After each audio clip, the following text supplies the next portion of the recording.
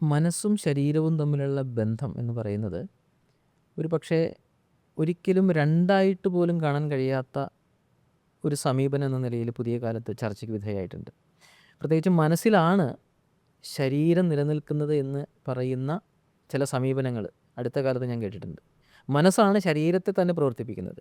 അപ്പം മനസ്സും ശരീരവും തമ്മിലുള്ള ബന്ധം ശരീരത്തെ എത്രമാത്രം ബാധിക്കുമെന്നും ശരീരത്തിലുണ്ടാകുന്ന പ്രശ്നങ്ങൾ മനസ്സിനെ എത്രമാത്രം ബാധിക്കുമെന്നുമുള്ള ധാരാളം പഠനങ്ങൾ അടുത്ത കാലത്ത് നടക്കുകയും ചെയ്തിട്ടുണ്ട്. മനസ്സാണ് ശരീരത്തെ പ്രവർത്തിപ്പിക്കുന്നത്, മനസ്സാണ് ശരീരത്തെ സ്വാധീനിക്കുന്നത് എന്നുള്ളത് കൊണ്ട് മനസ്സിൻ്റെ ആരോഗ്യം എത്രമാത്രം ശരീരത്തിൻ്റെ ആരോഗ്യവുമായി ബന്ധപ്പെട്ടിരിക്കുന്നു എന്ന് നമുക്കൊന്ന് ചർച്ച ചെയ്യാം. ഈ കാലഘട്ടത്തിൽ ഏറ്റവും അധികം ചർച്ച ചെയ്യപ്പെടേണ്ട ഒരു വിഷയം തന്നെയാണ് മനസ്സിൻ്റെ ആരോഗ്യം. മനസ്സിൻ്റെ ആരോഗ്യം, മനസ്സിൻ്റെ ശക്തി, വൈകാരിക ക്ഷമത. ഇപ്പോൾ ഇതിനെ പൊതുവെ പറയുന്നത് മെൻ്റൽ സ്ട്രെങ്ത്, ഇമോഷൻ ഇൻ്റലിജൻസ് എന്നുള്ളതാണ്. അപ്പോൾ ഇതെന്തുകൊണ്ട് പറയണമെന്നുള്ളതിൻ്റെ കാരണം മനുഷ്യൻ്റെ പല രോഗങ്ങൾക്കും കാരണമെന്ന് പറയുന്നത് തന്നെ മനസ്സിൻ്റെ അവസ്ഥയാണ്, മനസ്സിൻ്റെ ദൗർലഭ്യമാണ്.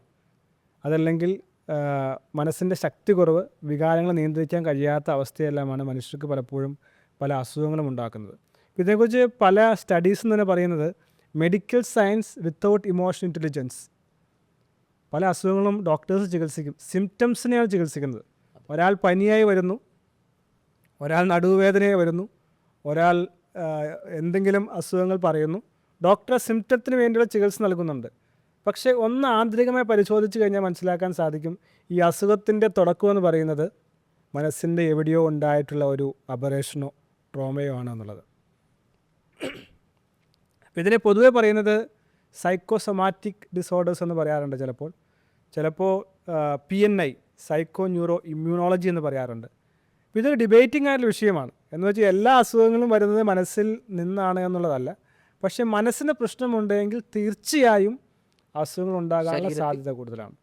മാത്രമല്ല, മനസ്സിന് പ്രശ്നമുണ്ടെങ്കിൽ നമ്മുടെ ശരീരത്തിൻ്റെ അവസ്ഥയെ ഗുരുതരമാക്കാനുള്ള സാധ്യത 7 മുതൽ 50% വരെ കൂടുതലാണ് എന്നുള്ളതാണ് പഠനങ്ങൾ പറയുന്നത്. അപ്പോൾ അതുകൊണ്ട് മനസ്സിൻ്റെ ചിന്താഗതികൾ, മനസ്സിൻ്റെ വിഷമങ്ങൾ, ഇവയെല്ലാം ശാരീരികമായിട്ടുള്ള പ്രതിസന്ധികൾ ഉണ്ടാക്കാനുള്ള സാധ്യത വളരെ കൂടുതലാണ്. ഇപ്പോൾ സ്റ്റാൻഫോർഡ് യൂണിവേഴ്സിറ്റി അല്ലെങ്കിൽ യൂണിവേഴ്സിറ്റി ഓഫ് നോർത്ത് കരോലിന, ഇങ്ങനെയുള്ള യൂണിവേഴ്സിറ്റികളിലൊക്കെ ധാരാളം പഠനങ്ങൾ നടത്തിയിട്ടുണ്ട്. ഈ പഠനങ്ങളിലൊക്കെ കണ്ടെത്താൻ സാധിച്ചത് മനസ്സിൻ്റെ അവസ്ഥ മനുഷ്യൻ്റെ ആരോഗ്യത്തെ സ്വാധീനിക്കുന്നു എന്നുള്ളത് തന്നെയാണ്. അപ്പോൾ നാം കഴിഞ്ഞ തവണ ചെയ്തൊരു വീഡിയോ ആയിരുന്നു എങ്ങനെ മനഃശക്തി കൊണ്ടുവരാം. അപ്പോൾ അതിനുശേഷം ധാരാളം ആളുകൾ വിളിക്കുകയും ഒപ്പം തന്നെ കമൻറ്റ് ചെയ്യുകയും ചെയ്ത കാര്യമാണ്, എനിക്ക് മനസ്സിന് ശക്തിയില്ല. നിങ്ങൾ പറയുന്ന ഈ കാര്യങ്ങളെല്ലാം വളരെ സത്യമായിട്ടുള്ള കാര്യം തന്നെയാണെന്ന് അനുഭവിക്കുന്ന പല ആളുകളും പറയുന്നുണ്ട്. തീർച്ചയായിട്ടും നമ്മളറിയുന്ന പല ഡോക്ടേഴ്സും പറയാറുണ്ട്, അല്ലെങ്കിൽ ചില പേഷ്യൻസും പറയാറുണ്ട്, ഞങ്ങൾ ആശുപത്രിയിൽ പോയി ഇന്നതാണ് പ്രശ്നം, ഡോക്ടർ പരിശോധിച്ചു, കുറേ ചികിത്സകൾ നടത്തി, പക്ഷേ എന്താ രോഗമെന്ന് കണ്ടുപിടിക്കാൻ സാധ്യതയില്ല എന്നുള്ളത്. ഇത് 2 ആസ്പെക്റ്റാണ് ഇതിനകത്തുള്ളത്. ഒന്ന്, ഒരു രോഗവുമായി ഹോസ്പിറ്റലിൽ ചെല്ലുന്നയാൾ, അയാൾ ചികിത്സിക്കപ്പെടുന്ന യഥാർത്ഥത്തിൽ ആ രോഗത്തിന് വേണ്ടി തന്നെ ആകണമെന്നില്ല. എന്ന് വെച്ചാൽ റൂട്ട് കോസ്, ഈ രോഗമുണ്ടാകാനുള്ള പ്രധാനപ്പെട്ട കാരണം മനസ്സാണ്, അത് ചികിത്സിക്കപ്പെടുന്നില്ല.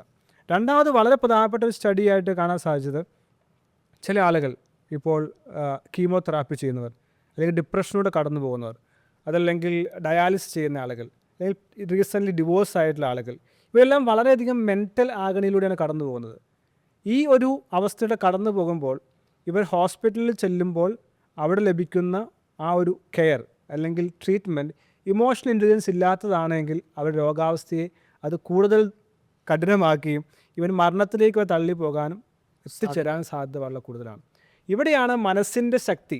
ഇപ്പോൾ ഇത് ഡാനിയൽ ഗോൾമാൻ എന്ന് പറയുന്ന ആൾ വളരെ റെവല്യൂഷണറീസ് ആയിട്ടുള്ള പുസ്തകം എഴുതിയിട്ടുണ്ട്. ആ പുസ്തകത്തിൻ്റെ പേര് ഇമോഷൻ ഇൻ്റലിജൻസ് എന്നാണ്. ഒരുപക്ഷെ ഈ കാലഘട്ടത്തിൽ മനുഷ്യന് വേണ്ട ഏറ്റവും വലിയ നൈപുണി അല്ലെങ്കിൽ സ്കില്ലെന്ന് പറയുന്നത് ഇമോഷൻ ഇൻ്റലിജൻസ് ആണ്. എങ്ങനെ ഇമോഷൻസ് നിയന്ത്രിക്കാൻ സാധിക്കും?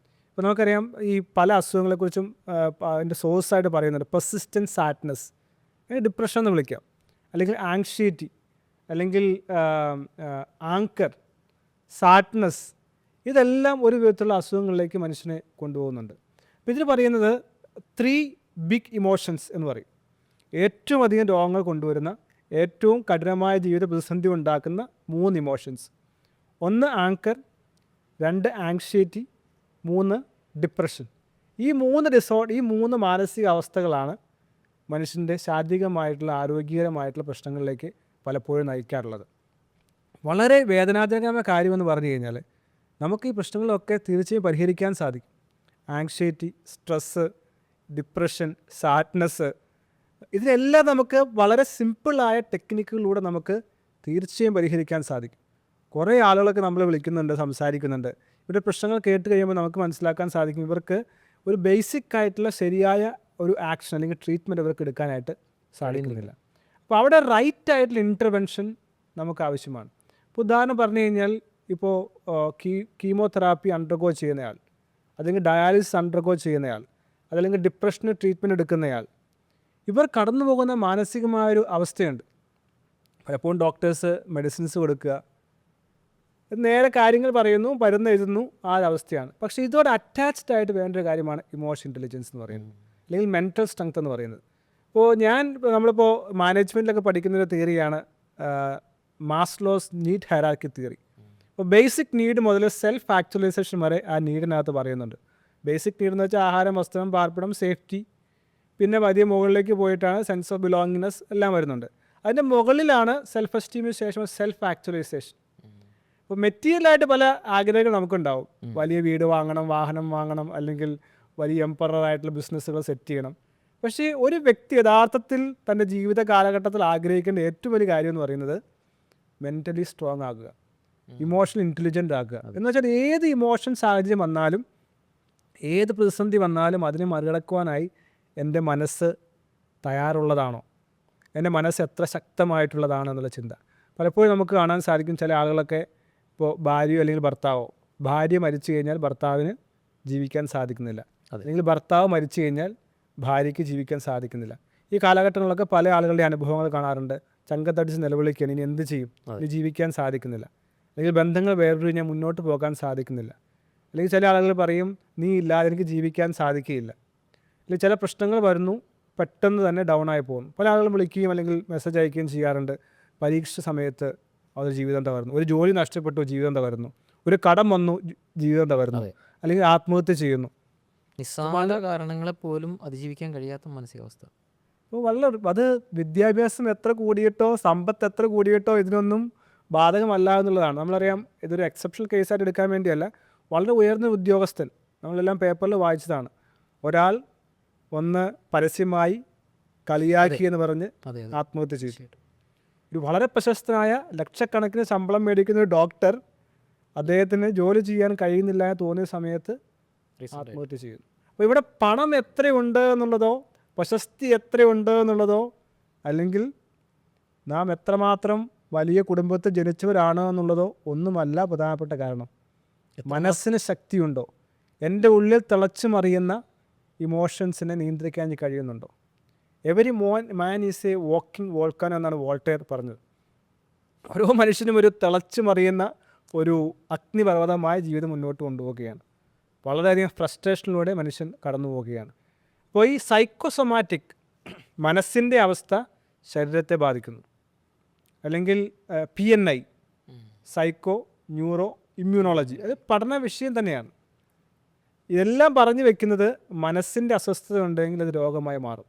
പല അസുഖങ്ങൾ, ആസ്മ, അല്ലെങ്കിൽ ആർത്രൈറ്റിസ്, ഹെഡ് ഏക്ക്, അല്ലെങ്കിൽ സൈനിസം, ബാക്ക് പെയിൻ, പിന്നെ heart disorders, cardio vascular diseases, blood coagulation ബന്ധപ്പെട്ട ഡിസീസസ്, ഇതിൻ്റെ പലതിൻ്റെയും റൂട്ട് കോസ് എന്ന് പറയുന്നത് ഈ മനസ്സിന് ശക്തിയില്ലാത്ത, അല്ലെങ്കിൽ മനസ്സിൻ്റെ ഞാൻ പറഞ്ഞ 3 ഇമോഷൻസിനെ കൺട്രോൾ ചെയ്യാൻ സാധിക്കാത്ത ആങ്സൈറ്റി, ആങ്കർ, ഡിപ്രഷൻ, ഇത് ഉണ്ടാകുന്നുണ്ട്. എന്തുകൊണ്ടാണ് ആങ്കർ ഉണ്ടാകുന്നത്? ഒരു മനുഷ്യൻ ദേഷ്യപ്പെടാനുള്ള കാരണം എന്താണ്? അല്ലെങ്കിൽ സങ്കടപ്പെടാനുള്ള കാരണം എന്താണ്? നിരാശയിലേക്ക് പോകാനുള്ള കാരണം എന്താണ്? കാരണം സ്വന്തമായി തൻ്റെ വികാരത്തെ നിയന്ത്രിക്കാനായിട്ട് ആ മനുഷ്യന് കഴിയുന്നില്ല എന്നുള്ളതാണ്. ഇപ്പോൾ സെനക്ക എന്ന് പറയുന്ന, അല്ലെങ്കിൽ മാർക്കസ് ഒറീലിയസ് എന്ന് പറയുന്ന റോമിലൊക്കെ ഗ്രീക്കൊക്കെ ഫിലോസഫേഴ്സായിട്ട് ആളുകൾ ഇതിനെക്കുറിച്ച് ധാരാളം പറയുന്നുണ്ട്. ഇത് തീർച്ചയായും പറ്റും. പക്ഷേ മനസ്സിന് ശക്തി ഉണ്ടാക്കുക എന്ന് പറഞ്ഞാൽ ഒരു ജീവിതകാലത്ത് മനുഷ്യന് ആർജിക്കേണ്ട ഏറ്റവും വലിയ നൈപുണ്യങ്ങളിൽ ഒന്നാണ് ഇമോഷൻ ഇൻ്റലിജൻസ്, അല്ലെങ്കിൽ അതുമായി ബന്ധപ്പെട്ട മെൻ്റൽ സ്ട്രെങ്ത് എന്ന് പറയുന്നത്. അത് വളരെ ചെറുപ്പത്തിൽ തന്നെ നാം പ്രാക്ടീസ് ചെയ്ത് തുടങ്ങേണ്ടതാണ്. ഇനി ചെറുപ്പത്തിൽ തുടങ്ങിയില്ലെങ്കിൽ കൂടെ നമുക്ക് ഇനിയും സ്റ്റാർട്ട് ചെയ്യുക. ഒന്ന് ആലോചിച്ച് നോക്കൂ, ഒരു അസുഖം വന്നു കഴിഞ്ഞാൽ എന്ത് സംഭവിക്കും? ഹോസ്പിറ്റലിൽ പോകണം, മരുന്ന് കഴിക്കണം, അന്ന് ലീവ് എടുക്കണം, നമ്മൾ കുട്ടികളാണെങ്കിൽ അല്ലെങ്കിൽ മുതിർന്നവരാണെങ്കിൽ നമ്മളെ സഹായിക്കാൻ ആരെങ്കിലും വേണം. അതെ ഇനി മരുന്ന് കഴിച്ചാലോ? മരുന്ന് കൊണ്ടുണ്ടാകുന്നത്, കാരണം ശരിയായ അസുഖം എന്ന് പറയുന്നത് അതല്ല, അതെ അതെ മനസ്സാണ്. തീർച്ചയായും. ഇപ്പോൾ കുടുംബത്തിൽ വഴക്കുള്ളയാൾ, അല്ലെങ്കിൽ ഓഫീസിൽ സ്ട്രെസ് ഉള്ളയാൾ, ഭാര്യയും ഭർത്താവും വഴക്കുള്ളയാൾ, അല്ലെങ്കിൽ വീട്ടിൽ പ്രതിസന്ധി ഉള്ളയാൾ, അല്ലെങ്കിൽ ജോലി പോകുമോ എന്ന് പേടിക്കുന്നയാൾ, ഓഫീസിൽ ബോസ് പ്രശ്നക്കാരനാകുന്നയാൾ, പരീക്ഷയെ പേടിക്കുന്നയാൾ, ഇങ്ങനെ നോക്കിക്കഴിഞ്ഞാൽ ഇപ്പോൾ നമുക്ക് റീസെൻ്റ് പഠനങ്ങളിൽ കാണുന്ന ഈവൻ കുട്ടികൾ ധാരാളം, ഏകദേശം 60 മുതൽ 70% വരെ കുട്ടികൾ വളരെ കടുത്ത മാനസിക സംഘർഷത്തിലാണെന്നുള്ളതാണ്. യങ് പ്രൊഫഷണൽസ് ആയിട്ടുള്ള ജെൻസീസ് ആയിട്ടുള്ള ആളുകൾ വളരെയധികം എബോവ് 50% ആളുകൾ കടുത്ത മാനസിക സംഘർഷം അനുഭവിക്കുന്നു എന്നുള്ളതാണ്. ഈ മാറി വരുന്ന സാമൂഹിക അന്തരീക്ഷത്തിന് വലിയ പങ്കുണ്ട് ഇതിലല്ലേ? പുതിയ കാലത്ത് തീർച്ചയായിട്ടും.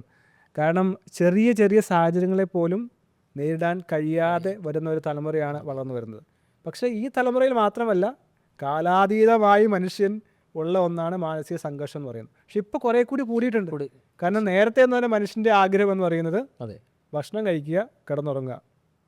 ഇപ്പോൾ അങ്ങനെയല്ല. ജോലി ബന്ധപ്പെട്ട കാര്യങ്ങൾ, സമ്പത്തുണ്ടാക്കണം, പിന്നെ എൻ്റെ കൂട്ടുകാരൻ അല്ലെങ്കിൽ കൂട്ടുകാരി അദ്ദേഹം ആർഭാടമായി ജീവിക്കുന്നു, സന്തോഷമായി ജീവിക്കുന്നു, എനിക്ക് ജീവിക്കാൻ കഴിയുന്നില്ല. അതെ അതെ പിന്നെ മത്സരം, അവർക്ക് ജോലി കിട്ടി, എനിക്ക് ജോലി കിട്ടിയില്ല. അതെ അതെ പിന്നെ ഇത്തരം പ്രശ്നങ്ങൾ ഉള്ളതുകൊണ്ട് തന്നെ ഫാമിലിയിൽ ഉണ്ടാകുന്ന പ്രശ്നങ്ങൾ, മക്കളെ മാനേജ് ചെയ്യാനുള്ള പ്രശ്നങ്ങൾ, സോഷ്യൽ മീഡിയയുടെ അതിപ്രസരം മൂലം മനുഷ്യൻ വിചാരിക്കുന്നതെല്ലാമാണ് യഥാർത്ഥത്തിലുള്ള ജീവിതം ചിന്തിക്കുന്നു, അല്ലേ? അതെ അതെ സോഷ്യൽ മീഡിയ കാണുന്നത് എന്താ? ഒന്നുകിൽ ഏറ്റവും സന്തോഷകരമായ കാര്യങ്ങൾ കാണുന്നു, അല്ലെങ്കിൽ ഏറ്റവും മോശകരമായ കാര്യങ്ങളെല്ലാം കാണുന്നു. ഇതെല്ലാം കണ്ട് ഇതാണ് ജീവിതത്തിലെ യഥാർത്ഥ റിയാലിറ്റി എന്ന് മനുഷ്യൻ ചിന്തിക്കുക. ഇപ്പോൾ നമുക്ക് റീസെൻ്റ് നമുക്കറിയാം എത്രയോ കൊലപാതകങ്ങളും ഭീകരമായിട്ടുള്ള കാര്യങ്ങളുമാണ് സ്കൂളുകളിൽ തന്നെ നടക്കുന്നത്. എത്രയോ നിഷ്ഠൂരമായ കൊലപാതകങ്ങളാണ് ശരിക്കും ഇൻഫ്ലുവൻസ് ചെയ്യപ്പെടുന്നുണ്ടല്ലേ? തീർച്ചയായിട്ടും ഉണ്ടെന്നാണ് പഠനങ്ങൾ പറയുന്നത്. ഇപ്പോൾ നമുക്ക് ഡാനിയൽ ഗോൾമാൻ്റെ പുസ്തകം ആരംഭിക്കുന്നതിന് ഇങ്ങനത്തെ ഇൻസിഡൻറ്റുകളിലൂടെയാണ്. ആളെ കൊല്ലുന്നു, അല്ലെങ്കിൽ വാഹനം ഓടിച്ചുമ്പോൾ ദേഷ്യം വന്നിട്ട് വാഹനം ഇടിപ്പിച്ച് കൊല്ലുന്നു, അല്ലെങ്കിൽ ദേഷ്യം വന്നിട്ട് ഭാര്യയോ ഭർത്താവിനെ അടിച്ചു വീഴ്ത്തുന്നു, അല്ലെങ്കിൽ സുഹൃത്തിനെ അടിച്ചു വീഴ്ത്തുന്നു. കാരണം വികാരം നിയന്ത്രിക്കാനായിട്ട് കഴിയുന്നില്ല. വികാരം നിയന്ത്രിക്കാൻ കഴിയുന്ന സാഹചര്യങ്ങളിൽ മാത്രമാണ് യഥാർത്ഥത്തിലുള്ളൊരു വികസനം അല്ലെങ്കിൽ ഡെവലപ്മെൻറ്റ് നമുക്ക് സാധ്യമാകുകയുള്ളൂ. ഇപ്പോൾ ഇത് തന്നെ ഇപ്പോൾ സ്റ്റാൻഫോർഡ് യൂണിവേഴ്സിറ്റി നടത്തിയൊരു പഠനമുണ്ട്. അപ്പോൾ ആ പഠനത്തിൽ ടി സെൽസ് എന്ന് പറയുന്നത് ഇമ്മ്യൂണിറ്റിയെ സപ്രസ് ചെയ്യുന്ന ഒരു സെല്ലാണ്. അത് ഒരു റാറ്റിൽ ഇഞ്ചെക്റ്റ് ചെയ്യുകയാണ്, കൂടെ ഒരു പഞ്ചസാര ലായനി കൊടുക്കുന്നു. ആ സമയത്ത് ഈ റാറ്റിൻ്റെ ഇമ്മ്യൂൺ സിസ്റ്റം താഴേക്ക് പോവുകയാണ്. കുറച്ച് കഴിഞ്ഞിട്ട് ഈ സാക്രിൻ അല്ലെങ്കിൽ പഞ്ചസാര വെള്ളം മാത്രം കൊടുക്കുകയാണ്. അപ്പോഴും ഇമ്മ്യൂൺ സിസ്റ്റം താഴേക്ക് പോവുകയാണ്. എന്ന് വെച്ചാൽ ഇതൊരു മനസ്സിൻ്റെ അവസ്ഥ ശരീരത്തിലേക്ക് ബാധിക്കുന്നതിൻ്റെ ഒരു അവസ്ഥ. അപ്പോൾ ഇത് ഏറ്റവും ഫണ്ടമെൻ്റലായി സംഭവിക്കുന്നത്, ഞാൻ പറഞ്ഞ ഈ വിഷയം ഡിബേറ്റിംഗ് ആണെന്നുള്ളത്. മനസ്സിൻ്റെ പ്രശ്നം കൊണ്ടാണ് എല്ലാ രോഗങ്ങളും ഉണ്ടാകുന്നത്. പലരും ചോദിക്കുന്നു, എനിക്ക് ജന്മനാ ഇതുണ്ട്, അല്ലെങ്കിൽ പാരമ്പര്യമായിട്ടിതുണ്ട്. പക്ഷേ ഈ എല്ലാ പഠനങ്ങളും പറയുന്നത് സാധ്യത വളരെ കൂടുതലാണ് എന്നുള്ളതാണ്. ഈ മാനസികമായിട്ടുള്ള അവസ്ഥ വരാനുള്ള സാധ്യത വളരെ കൂടുതലാണെന്നുള്ളതാണ്.